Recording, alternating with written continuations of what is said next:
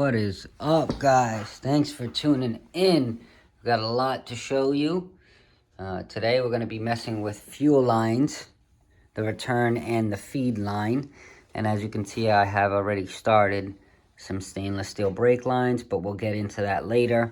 Today we're going to be working on this line and fuel filter here, removing that line, and then you have your fuel pressure regulator line right here. It's your return line. It's rubber, and then it's also a hard line, but we're going to be replacing this line with a complete rubber hose, and that hard line is getting replaced with a stainless steel and vinyl covered line. So we are going to jump right into that. So let me show you where we're going to start, so I can make it as simple as possible for you. It's quite simple. The hardest part is actually running the line. All right, so we have the fuel pump right here. These are the new fuel lines, and then this is just your fuel pump gauge, pretty much the gauge sensor. It's going to tell you if the tank is empty or full. So we're just going to be focusing on this here. This is the connector to your fuel pump, and this is your return line, and this is your feed line.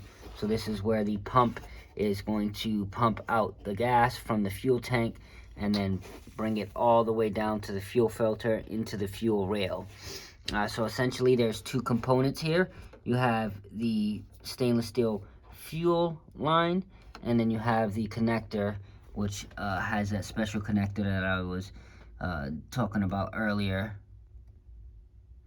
So you just press these two in on each side. You just press it in, and then you remove it. So that's as simple as it gets. So the fuel comes out this way, goes all the way down, and then it comes back in, and that's how it is recirculated. So this line here, like I said, it connects to your fuel filter, so that's going to go there, and then this is going to connect to your fuel pressure regulator, and I'll show you how to do that. Now you're going to want to run it the exact same way the hard lines were ran with the kit that I bought. So you basically run it underneath the tank, which I'll show you now. So here we are.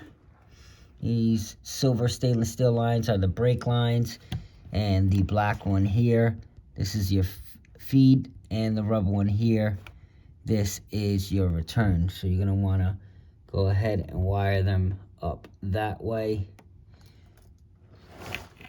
and you're going to want to go, this is the bracket for your e-brake cable, so you're going to want to go behind it so it can get up in there, and then go straight to, let me see if I can get a good view.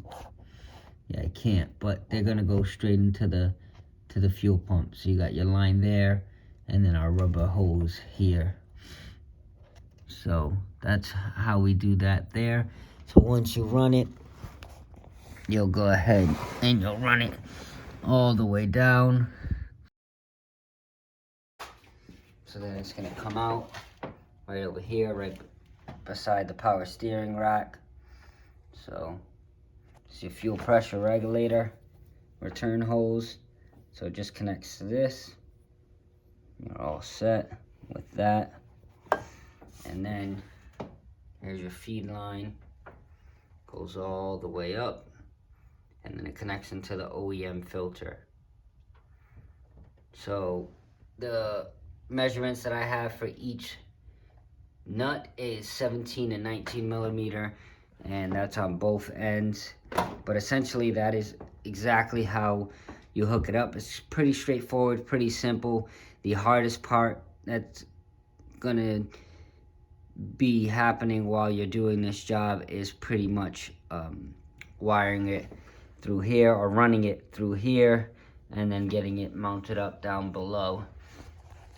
Other than that, that's pretty much it. It's pretty straightforward. This is going to sit on the fuel rail. Even if you have an OEM fuel pressure regulator, that's still fine. The line's just going to go into the fuel pressure regulator. And yeah, you are pretty much all set. After that, you definitely want to prime the vehicle. So turn on the vehicle and make sure there's no leaks. And that's pretty much it. It's as simple as that, guys. There's only 2 lines. I have deleted my evap lines, and I have gotten rid of the old hard lines for the brakes. So it's a lot easier to distinguish which lines are fuel lines and which lines are brake lines now that I go underneath the vehicle. So other than that, that is pretty much it. It's pretty straightforward, pretty simple, pretty short and sweet, just like I wanted it. And if you guys have any questions, and if you guys found this helpful, definitely smash the like button and comment down below. And as always, thanks for tuning in, guys, and keep on chasing those dreams of yours.